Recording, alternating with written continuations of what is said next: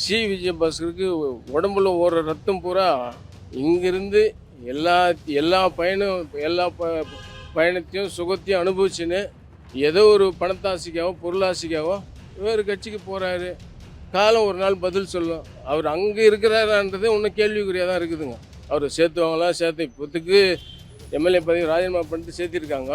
ஆனால் அந்த கட்சியில் போனால் எல்லாம் ஜீரோ தான்.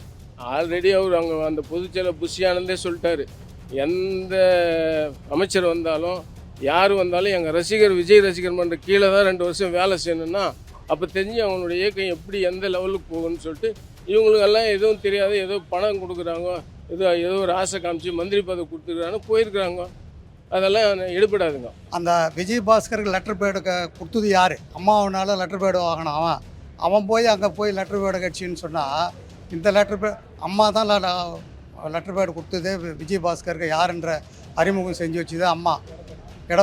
அதுக்கு அடுத்தது நம்ம புரட்சி தமிழர் எடப்பாடியார் அவர்கள் நல்ல ஒரு பதவி கொடுத்து அழகு பார்த்தாரு.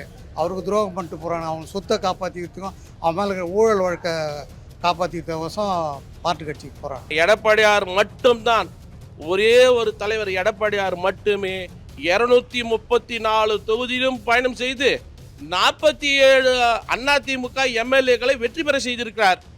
அவர்கள் அத்தனை பேர் 10 பேர் 11 பேர் சென்று 57 எம்எல்ஏ தான் வெற்றி பெற்றிருக்காங்க டிஎம்கேல. ஆனால் தலைவர் ஒருத்தர் மட்டுமே தனியாக 72 வயதிலும் தளராமல் இந்த கட்சியை தாங்கி பிடித்து தொகுதி வாரியாக சென்று 47 எம்எல்ஏக்களை ஜெயிக்க வச்ச ஒரே தலைவர், தன்மான தலைவர் எடப்பாடியார் மட்டுமே.